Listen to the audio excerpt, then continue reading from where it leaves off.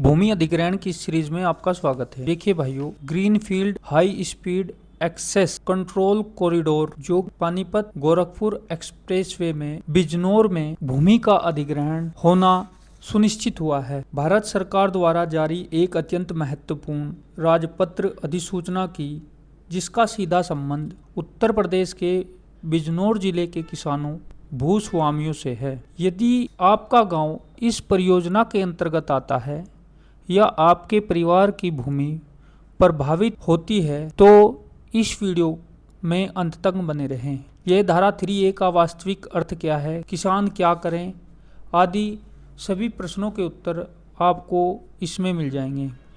भारत सरकार के सड़क परिवहन एवं राजमार्ग मंत्रालय द्वारा 8 अप्रैल 2026 को, जिसका प्रकाशन 9 अप्रैल 2026 को भारत के राजपत्र के अधिसूचना का प्रकाशन हुआ, राष्ट्रीय राजमार्ग अधिनियम 1956 की धारा 3A के अंतर्गत जारी की गई है, जिसमें उत्तर प्रदेश के बिजनौर जिले में प्रस्तावित greenfield high speed access control corridor Panipat Gorakhpur highway के निर्माण के लिए भूमि का अर्जन किया जाना सुनिश्चित हुआ है। शामली पुडाना फेज 1 पैकेज 2 का यह हिस्सा है, जिसमें 3A की अधिसूचना आपके सामने प्रस्तुत की जाएगी। यह भूमि अधिग्रहण का प्रारंभिक नोटिफिकेशन है। इस चरण में सरकार यह घोषणा करती है कि सार्वजनिक हितों के लिए इस भूमि की आवश्यकता है और भविष्य में इसका अधिग्रहण किया जा सकता है। किसान भाइयों, आप घबराएं नहीं। आप अपने गाटा संख्या अधिसूचना में दर्ज है या नहीं यह नोट करें। भूमि का क्षेत्रफल सही अंकित है अथवा नहीं, भूमि का प्रकार सही है अथवा नहीं, या कोई त्रुटि हो तो उसे समय रहते हुए अपने अभिलेखों में ठीक कराएं और उसकी आपत्ति समय से दर्ज करें। आपत्ति का समय प्रकाशन की तिथि से 21 दिन के अंदर अंदर होता है। इसमें आप अपनी भूमि का जो भी गलत विवरण हो उसको सक्षम प्राधिकारी के समक्ष लिखित रूप में आपत्ति के साथ प्रस्तुत करें। आपत्ति तथ्यों उपलब्ध अभिलेखों के आधार पर तैयार की जानी चाहिए। बिजनौर जिले में अनेक गांव शामिल हैं जो इस अधिसूचना के अंतर्गत आएंगे। अर्जन किया जाना प्रस्तावित है। शेरपुर जमाल, त्रिकमपुर, नूरपुर, नैन सिंह, शाहपुर, रतन सिंह, तकीपुर, हरबंस, औरंगपुर, हरदिये, हामिदपुर गंगा आदि गांव शामिल है, जो आप 3A के नोटिफिकेशन में देखेंगे। सबसे पहले प्राप्त आपत्तियों का निस्तारण किया जाएगा, उसके बाद 3D की घोषणा होगी। 3D के प्रकाशन के बाद भूमि का सत्यापन, स्वामित्व की जांच, मूल्यांकन का निर्धारण, दावों की सुनवाई, इसके बाद अवार्ड की घोषणा होगी। अवार्ड की घोषणा के बाद मुआवजा दिया जाएगा। इसलिए आप अपनी खतौनी, खसरा, नक्शा, विक्रय विलेख, उत्तराधिकारी संबंधी दस्तावेज सही स्थिति में रखें। यदि भूमि में कोई विवाद हो तो उसे यथाशीघ्र सुलझाने का प्रयास करें। यदि आपको अधिसूचना या मुआवजे से संबंधित कोई कानूनी समस्या दिखाई देती है तो समय रहते उचित कानूनी सलाह अवश्य लें। हर भूमि का मुआवजा एक समान नहीं होता। मुआवजा कई आधारों पर निर्धारित होता है, जैसे भूमि का प्रकार, बाजार मूल्य, लागू सरकारी नियम तथा अन्य वैधानिक लाभ। इसलिए किसी भी अफवाह या अपुष्ट जानकारी पर विश्वास न करें। केवल आधिकारिक अधिसूचनाओं और सक्षम प्राधिकारी द्वारा जारी सूचनाओं पर ही भरोसा रखें। अब आप नोटिफिकेशन को अपनी स्क्रीन पर देखेंगे, जिसमें आप संबंधित तहसील के गांव और खसरा नंबर तथा क्षेत्रफल का विवरण आप अपनी स्क्रीन पर देख नोट करेंगे। त्रुटियों को सुधारेंगे तथा समय से आपत्ति देकर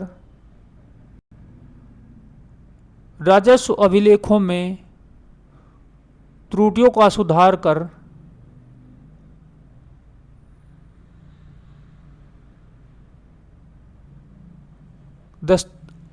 सभी दस्तावेजों के साथ जो इससे संबंधित हों उसके साथ आपत्ति दर्ज करें।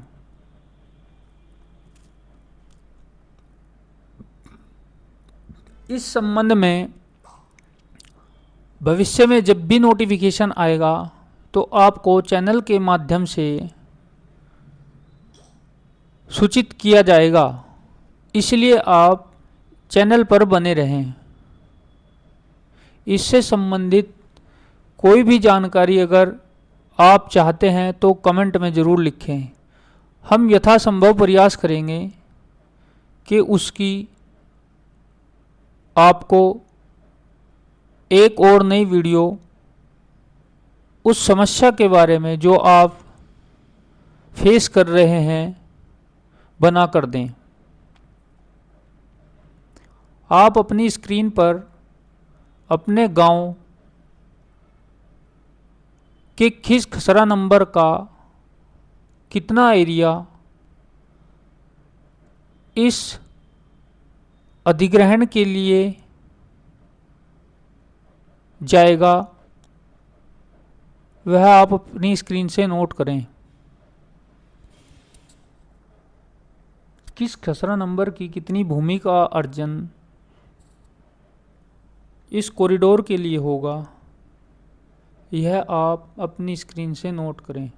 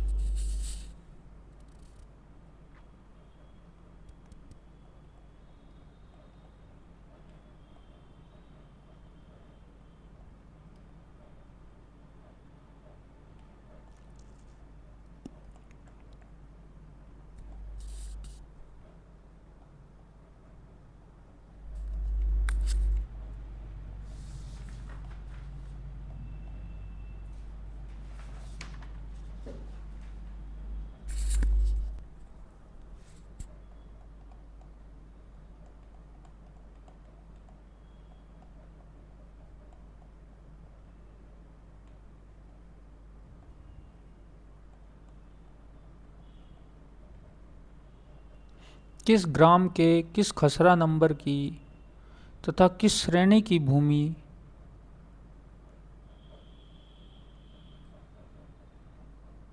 इस एक्सप्रेसवे के लिए जाएगी, वह आप इस प्रारंभिक नोटिफिकेशन जो कि धारा 3A के अंतर्गत प्रकाशित हुआ है देख सकते हैं।